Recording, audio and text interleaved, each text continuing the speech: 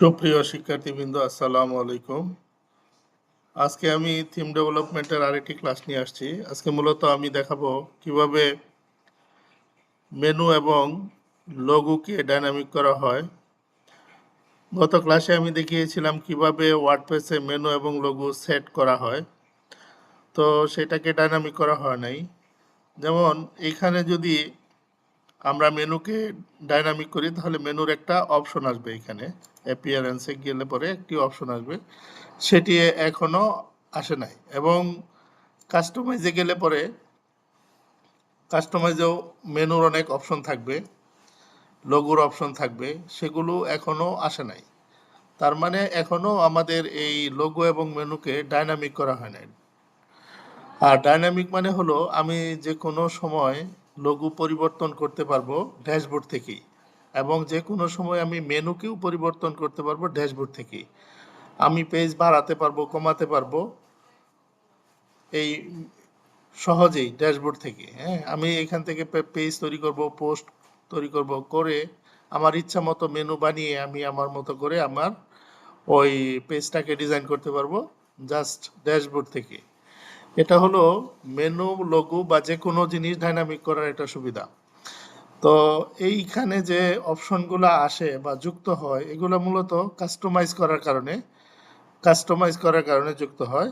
আর এই কাজগুলো করা হয় ওয়ার্ডপ্রেসের কিছু কমান্ড আছে, কিছু এপিআই আছে, সেগুলোর মাধ্যমে। এবং সেগুলা মূলত বেশিরভাগ কাজই করা হয় ফাংশনস ডট পিএইচপি এই ফাইলের মধ্যে। তো আমরা সেগুলো আজকে করে দেখাবো। তো যাই হোক, আমাদের গত ক্লাসে আমরা যতটুকু করেছিলাম তার ভিউটা হলো এরকম, যে এখানে ডান পাশে বা বাম পাশে একটি লোগো, ডান পাশে মেনু, অথবা এই পাশে মেনু, এই পাশে লোগো। তো আজকে আমি একটু জাস্ট উল্টিয়ে দিয়েছি। সেটা আমি যদি এইখানে আমি আমাদের যে এই কি ভিজুয়াল স্টুডিও কোড আছে, সেখানে গেলে আমরা একটু দেখতে পাবো, মানে অবজার্ভ করতে পারবো। যেমন এই যে ইন্ডেক্স ডট পিএসপি ফাইলটি, যেখানে আমি মূলত এই পেজেই আপাতত ডিজাইনের কাজটি করেছি, আর অন্য কোনো কাজে ডিজাইনের কাজ করি নাই। তো এখানে গত ক্লাসে দেখিয়েছি কিভাবে একটি ড্রপডাউন মেনু তৈরি করা হয়, এবং এই বিশাল কোড এখানে লেখা আছে।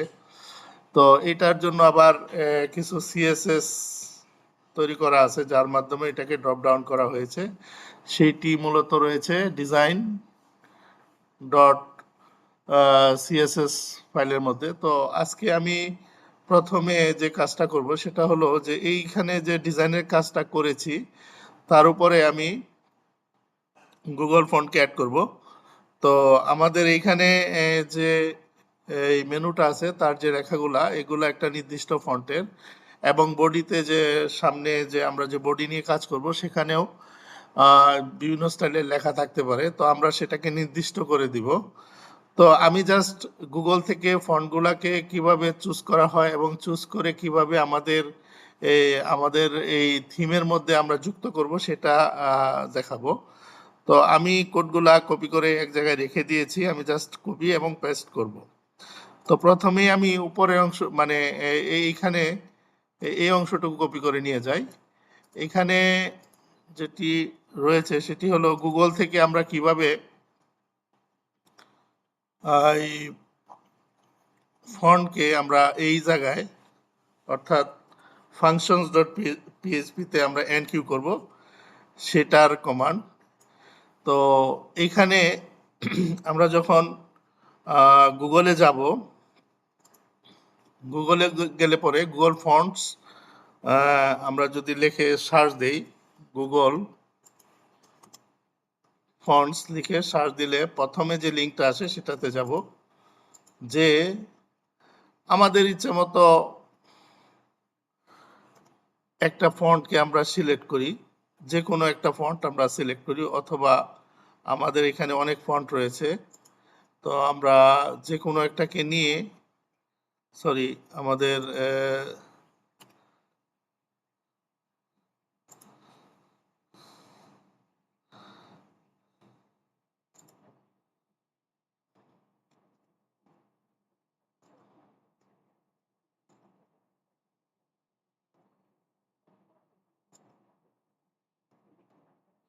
এই যে ফন্ট রয়েছে, এখান থেকে গিয়ে আমরা যদি যে কোনো একটা ফন্টে আমরা ক্লিক করি, রেগুলার যে কোনো একটি ফন্টে ক্লিক করি, ক্লিক করার পরে আমাদের এইখানে অনেক ধরনের ফন্টের অপশন রয়েছে। তার মধ্যে সাধারণত নর্মাল সাইজ এবং নর্মাল শেপের যে ফন্টগুলা সেগুলাকে বলা হয় রেগুলার ফন্ট সাইজ বা ফন্ট। এবং সেখানে এই জায়গায় যদি আমি ক্লিক করি গেট ফন্টস, ক্লিক করলে পরে আমাদের এই দুটা জিনিস, একটা হলো ফন্টটাকে আমি ডাউনলোড করতে পারবো, অথবা আমি গেট এমবেডেড কোড করার জন্য যে থাকে সেই মানে যে অপশনগুলো থাকে সেগুলো আমি এখানে পাবো। এমবেড কোডের মধ্যে একটা হলো সিডিএন এর মাধ্যমে আমি ফন্টকে আমার ওয়েবসাইটে যুক্ত করতে পারবো। সেই সিডিএন এর লিঙ্কটি এখান থেকে আমি কপি করে নিতে পারবো।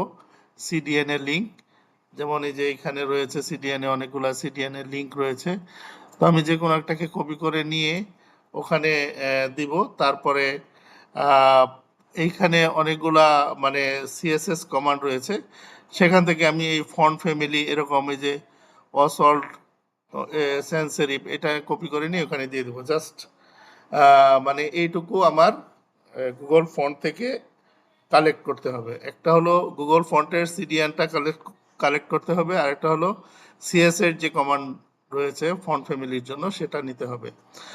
তো এইটা করে আমি আমি দেখাচ্ছি যে আমি কিভাবে কি করেছি। গুগলে এটাকে মানে ওয়ার্ডপ্রেসে আমি যদি এটাকে যুক্ত করতে চাই তাহলে এনকিউ কমান্ড ইউজ করতে হবে। তো প্রথমে আমি একটি ফাংশন নিলাম, যে ফাংশনের নাম দিয়েছি আনজাম অ্যাড গুগল ফন্টস।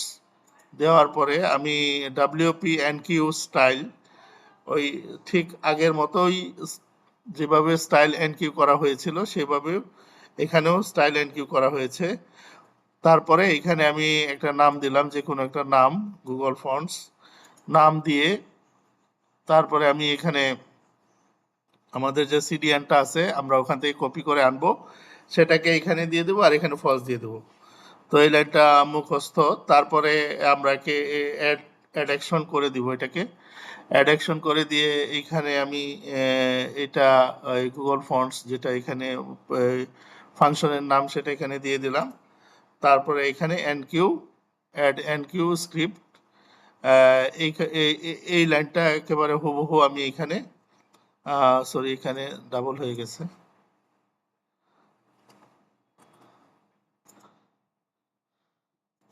দিয়ে দিলাম।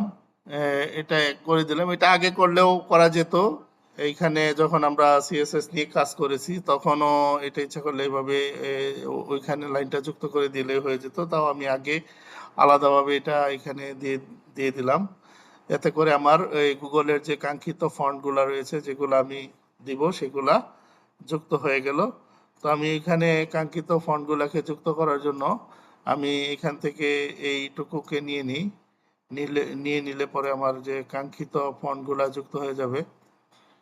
তো এখান থেকে নিয়ে আমি আমার যে ডিজাইন ডট এই জায়গায় দিয়ে দিই।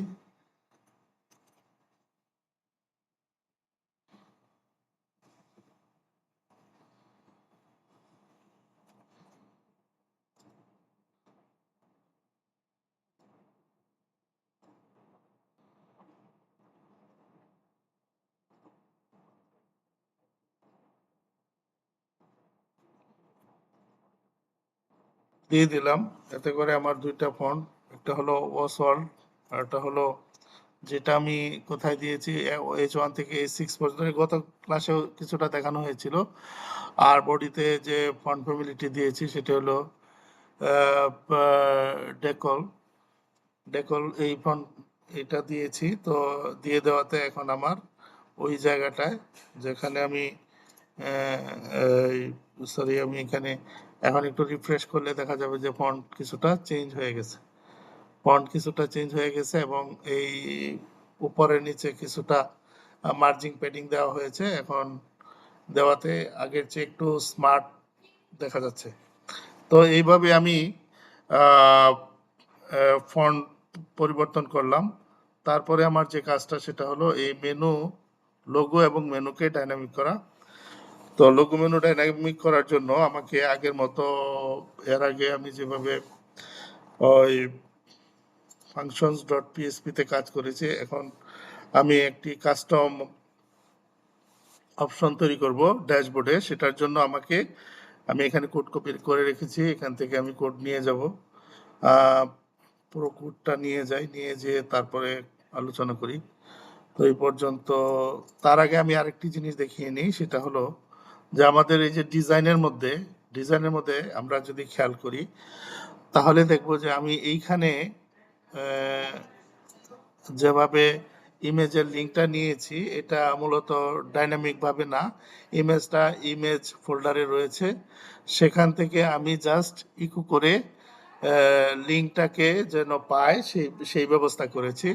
অর্থাৎ এখন আমার লোগোটা ডাইনামিক না, স্ট্যাটিক্যালি আছে, আর মেনুটা পুরাটাই স্ট্যাটিক অবস্থায় আছে। তো মেনুটাকেও ডাইনামিক করতে হবে। তো আমি মেনু ডাইনামিক করার জন্য প্রথমে মেনুটাকে ডাইনামিক করে দেখাচ্ছি। তো মেনুটা আমার এইখানে যেটা আছে যে সেটা হলো কল MD9 আছে। এটা কল MD9 টোটাল কোডগুলাকে আমি মুছে দিচ্ছি, টোটাল এই পর্যন্ত মেনু পর্যন্ত মুছে দিচ্ছি। দেওয়ার পরে আমার এইখানে, তার আগে আমাকে কাজ করতে হবে ফাংশনস ডট পিএইচপিতে কাজ করতে হবে। ফাংশনস ডট পিএইচপিতে আমি যে কাজটা করব সেটা হলো আমি এইখান থেকে জাস্ট এই লাইনটা আমি কপি করে ফাংশনস ডট পিএইচপিতে আমি দিয়ে দিলাম। দিয়ে দেওয়ার পরে আমার আরেকটি লাইন যেটি আমাকে এইখানে যুক্ত করতে হবে, ইন্ডেক্স ডট পিএইচপিতে আমাকে আরেকটি লাইন যুক্ত করতে হবে, সেটি হলো মেনু ডাইনামিক করার জন্য এই লাইনটি। তো এই লাইনটি এখানে কি করা হচ্ছে যে একটি মেনুকে রেজিস্টার করা হচ্ছে, মেনু রেজিস্টার। এটা হলো মেনুটার একটা নাম দেওয়া হলো, এটা হলো মূলত মেইন মেনু আকারে আসবে। আর এটা হলো আমার ট্যাক্স ডোমেইন, আমি একটা ট্যাক্স ডোমেইন দিয়েছিলাম আমাদের থিমের যখন নামকরণ করি, সেটা আমি এখানে দিয়েছি। তো জাস্ট এই লাইনটা লেখার পরে আমি যদি ইন্ডেক্স ডট পিএইচপিতে আমি এটা যদি এইখানে যদি আমি এটা দিই যে WP ন্যাব মেনু এর ভিতরে থিম লোকেশন মেইন মেনু, অর্থাৎ মেইন মেনুটা এখানে হবে, যুক্ত হবে। তারপরে এটা মেনু একটা আইডি আছে, মেনু আইডি ন্যাপ। এটা কোথা থেকে পেলো? এর আগে আমরা যখন ওই ULLI যেটা আমরা এখানে দিয়েছিলাম সেটার আইডিটা ছিল ন্যাব, অর্থাৎ ইউএল এর মেইন ইউএল যেটা, সেটার আইডিটা ছিল ন্যাব। সেই আইডি ধরে এখন সেই ডিজাইনটাকে চিনবে। আর সেই ডিজাইন এবং সেই ডিজাইনটার যে কাজটা সেটা তো আছে CSS কোডের মধ্যে। তার মানে এইখানে সে ডিজাইনের ইনফরমেশনটা পাবে হলো এইখানে, যে এইটা একটা ইউএল এর ভিতরে এলআই এর ভিতরে এর ভিতরে আবার এলআই এর ভিতরে আবার ইউএল, এরকম সকল ইনফরমেশন সে পাবে হলো এই ডিজাইন ডট সিএসএস থেকে। আর এইখানে এই ইন্ডেক্স ডট পিএইচপিতে এইটুকু ইনফরমেশন থেকেই সে মূলত আমরা যেভাবে মেনুটাকে এখানে যেভাবে দেওয়া আছে এই পুরা মেনুটাকে সে এইভাবেই সিএসএস কোডের মাধ্যমে সে এটাকে উপস্থাপন করবে। আমরা এটাকে রিফ্রেশ করলে দেখতে পাবো যে ঠিকই মানে আমাদের ওই মেনুটার মতোই অনেকটা, যেহেতু এখানে আমাদের কি বলে আমাদের যে ড্যাশবোর্ড আছে সেখানে গেলে আমরা দেখতে পাবো অনলি আমাদের পেজ আছে হলো 3টা পেজ আছে। তো একটা তো প্রাইভেসি পলিসি, সেটা এখানে শো করতেছে না। আর একটা পেজ হলো স্যাম্পল পেজ। তো আমরা যদি একটি পেজ ডিজাইন করলে আমাদের পেজের নাম দিলাম ব্লগ নাম দিলাম। এখান থেকে লরেম ইপসাম থেকে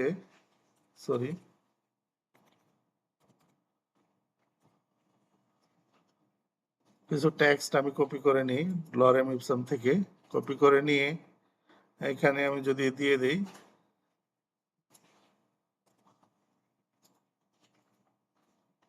তাহলে আমার আরেকটা পেজ হয়ে গেল। পাবলিশ করে দিলে পেজটি পাবলিশ হয়ে যাবে।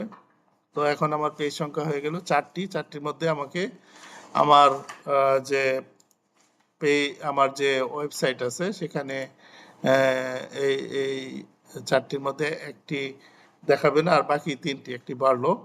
এভাবে পেজ বেড়ে বেড়ে ঠিক আগে যেটা মানে আমাদের যে মেনুটা ড্রপডাউন মেনুটা হয়েছিল সেরকম একটি মেনু এখানে তৈরি হয়ে যাবে। এটা সম্পূর্ণ নির্ভর করে আমাদের যে ডিজাইন সেটার উপরে। আরেকটা জিনিস আমরা খেয়াল করি নাই ঠিক, আমরা যখন এইখানে মেনুর জন্য যখন আমরা এক লাইনে একটি কোড লিখেছি, সাথে সাথে অ্যাপিয়ারেন্সে মেনু এই এই অপশনটি চলে আসছে। এটা কিন্তু আগে ছিল না, এই অপশনটা কিন্তু আগে ছিল না, এটা কিন্তু এখন চলে আসছে। তার মানে কি হলো যে আমাদের এই মেনু রেজিস্ট্রেশন করার সাথে সাথে ড্যাশবোর্ডে মেনু এটা চলে আসলো, এবং মেনুতে গিয়ে এখন আমরা মেনু ডিজাইন করতে পারবো। হ্যাঁ, তো আমাদের এখানে মেনু যেটা আমাদের মেনুটার নাম হলো মেইন মেনু, আমরা রেজিস্ট্রেশন যেটা করেছি। তো এইখানে যেভাবে মেনুটা আছে, আমরা ইচ্ছে করলে এখান থেকে আরেকটা পেজ নিতে পারি। 3টা পেজ নিলাম। 3টা পেজ নিয়ে সাপোজ আমি একটা পেজকে এইভাবে দিয়ে দিলাম, এটাকে এভাবে দিলাম, তাহলে কি হলো, এটার আন্ডারে এটা, এটার আন্ডারে এটা, মানে অর্থাৎ সাব মেনু হয়ে গেল। তো আমরা যদি এটাকে সেভ দিয়ে আমরা যদি এখন ওখানে যাই,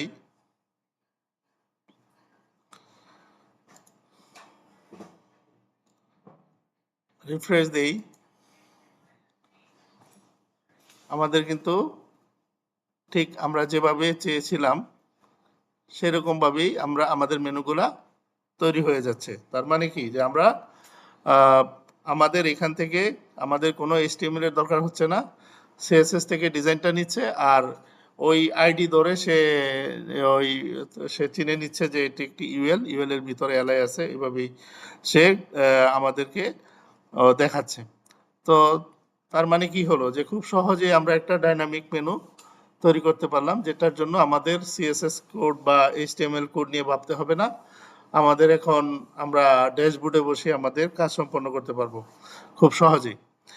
তো তারপরে যেটা হয় যে সেটা হলো আমরা যে লোগোটা এখানে দেখিয়েছি সেটি কিন্তু এখনো ডাইনামিক হয় নাই। তো সেটাকে ডাইনামিক করতে গেলে আমাদের কিছু কাজ করতে হবে। তো তার আগে আমি দুটোকেই মানে লোগো এবং মেনুকে আমি একটি এই কাস্টম অপশনের ভিতরে আমি নিয়ে আসি।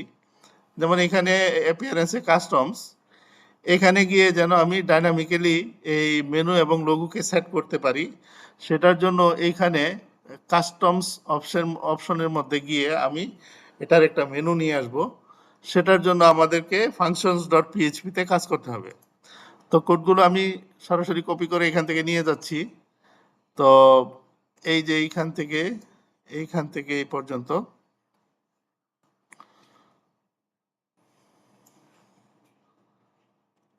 এখান থেকে এই পর্যন্ত নিয়ে যাচ্ছি। নিয়ে যাওয়ার পরে আমার এখানে কপি করে দিয়ে দিলাম। দিয়ে দেওয়ার পরে এখন আমি এইখানে আলোচনা করি। আমরা একটা ফাংশন নিলাম আনজাম কাস্টমাইজ নামে, তার ভিতরে একটা আর্গুমেন্ট নিলাম যেটা WP কাস্টমাইজ, যেটা একটি অবজেক্ট। সেই অবজেক্টের মধ্যে একটি সেকশন যুক্ত করব, অর্থাৎ কাস্টমাইজ ওই অপশনে একটা নতুন মেনু যুক্ত করব, এবং সেই মেনুটা নাম দিলাম আনজাম হেডার এরিয়া। এগুলা ডিটেলস বর্ণনা তোমরা codex.wordpress.org-তে গেলে পাওয়া যাবে।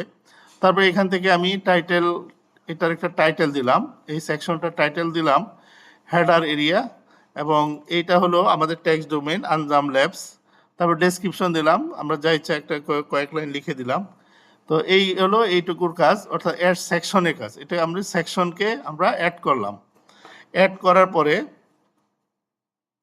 তারপরে এখানে পরের পরের অংশে আমি কি করলাম, এটাকে আমাদের যে সেটিং করব, আমরা লোগোটা কোথায় সেট করব। তো এইখানে লোগো সেট করার জন্য আমি সরাসরি লোগোর লিঙ্কটা দিলাম, যে টেমপ্লেট ডাইরেক্টরি দিয়ে আমি এখানে এটাকে যুক্ত করলাম। আর এইখানে ডাব্লিউপি অ্যাড সেটিংয়ে গিয়ে নাম দিলাম আনজাম লোগো, নাম দিয়ে ডিফল্ট এটাকে এভাবে দিয়ে আমি টেম্পোরারি ডাইরেক্টরি এভাবে যে ডট দিয়ে তারপর কোটেশনের ভিতরে যে ডাইরেক্টরিটা আছে সেটা দিয়ে দিলাম। আর লোগোটা আমার সেখানে এটা হলো ডিফল্টভাবে পাবে, এই অংশটা ডিফল্টভাবে পাবে। যদি আমি নাও দেই তাহলে এইভাবে পাবে। আর কাস্টমাইজ করা অর্থাৎ আমার লোগোটা আমি যে কোনো সময় পরিবর্তন করার জন্য যে অংশটা সেটা হলো এইটুকু।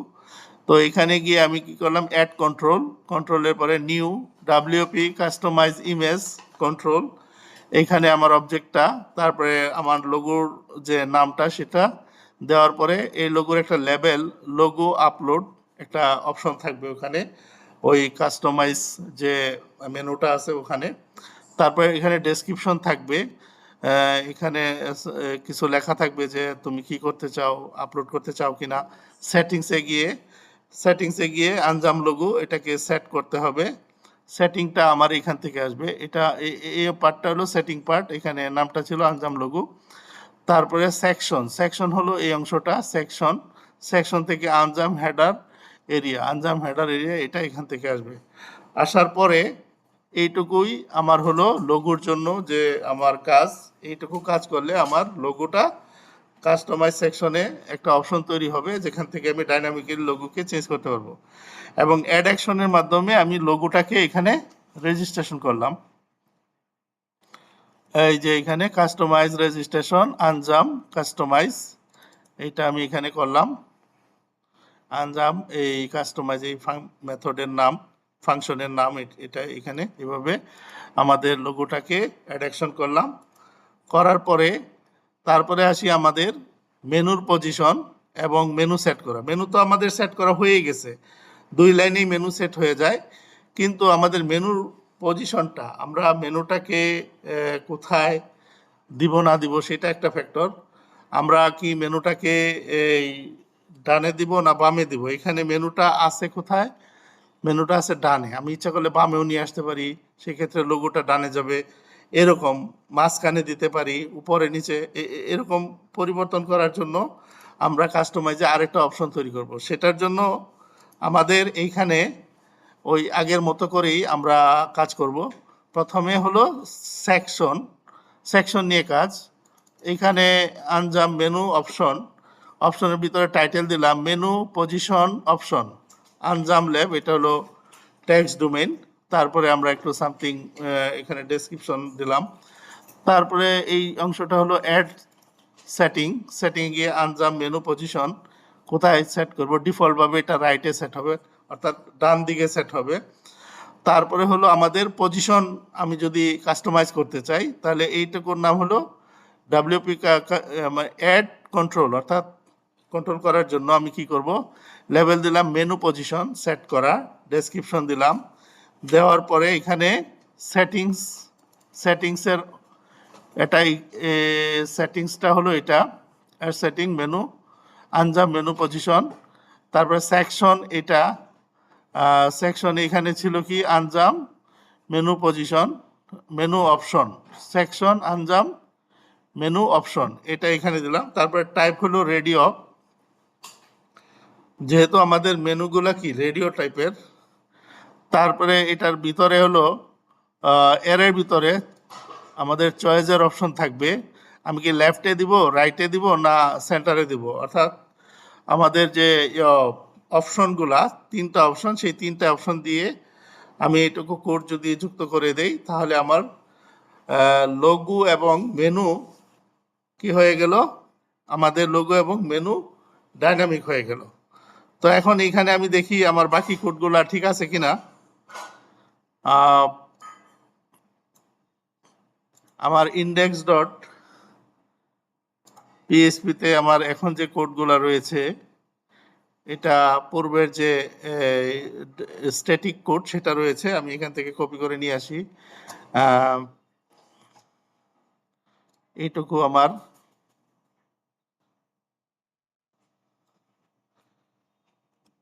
এখান থেকে কপি করে নিয়ে এসে এখন আমি এটার পরিবর্তে দিয়ে দিব। তাহলে আমার মেনুটা, লোগোটাও আমার ডাইনামিক হয়ে গেল। এখন আমি আরেকটা কাজ রয়ে গেছে, সেটা হলো যে আমাদের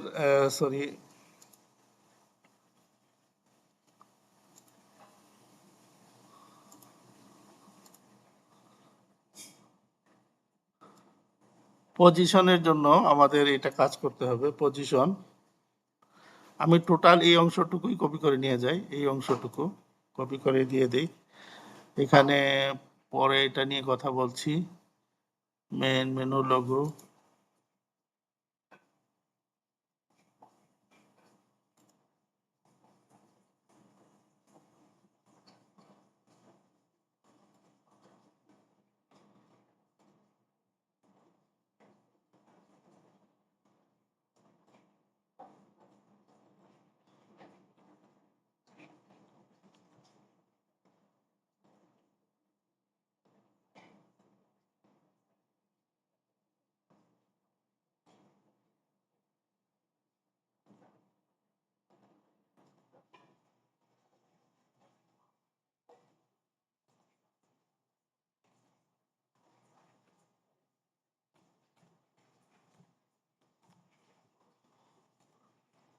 সরি একটু সময় নিচ্ছি।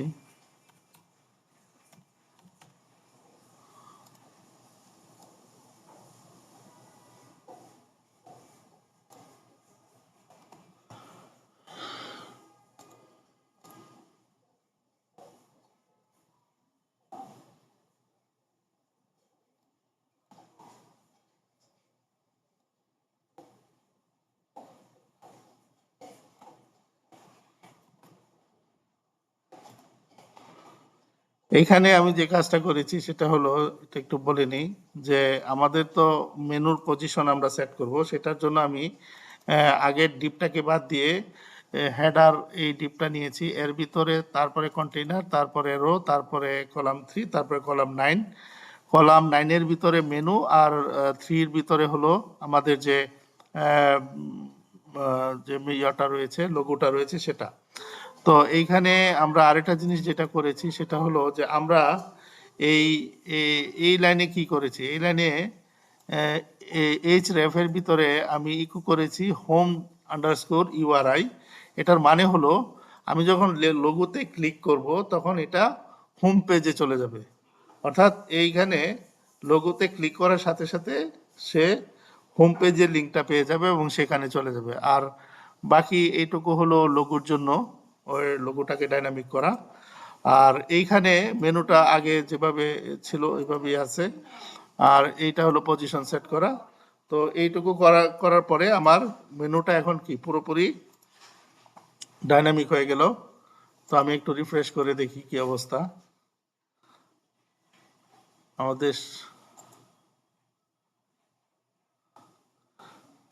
আমাদের সবকিছু এলোমেলো হয়ে মনে হচ্ছে, কিন্তু আসলে সমস্যা নাই।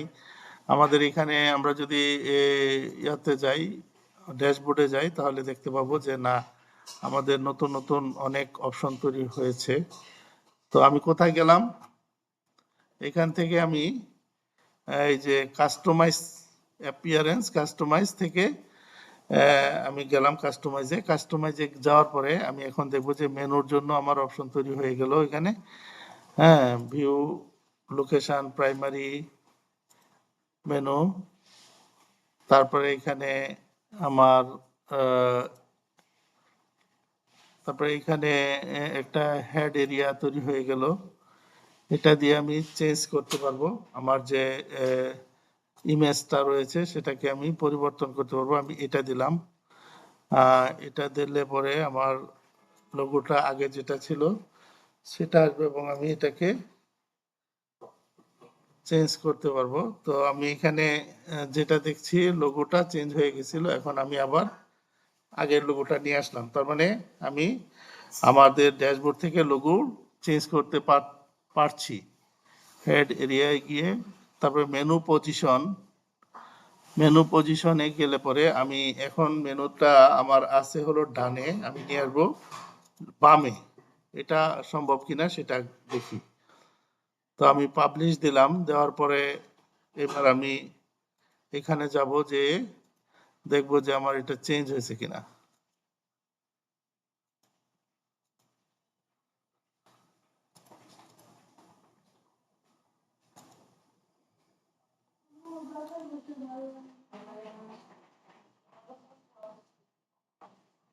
মেনু পজিশন, সেন্টার,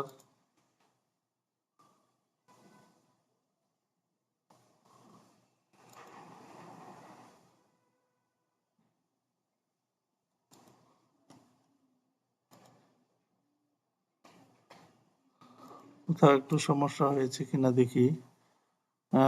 ইউআরআই আঞ্জাম,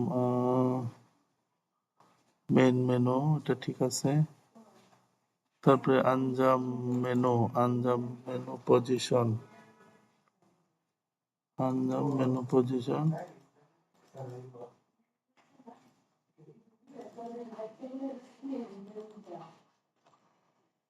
আমাদের এটা দেখতে হবে এটা ঠিক আছে কিনা। আমাদের functions ডট পিএইচপি তে যে আমরা দেখি এটা আমাদের কি সমস্যা হলো একটু দেখতে হবে।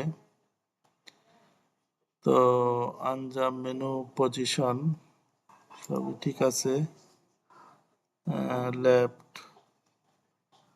মেনু পজিশন, আনজাম মেনু পজিশন সবই ঠিক আছে। Left, default, right.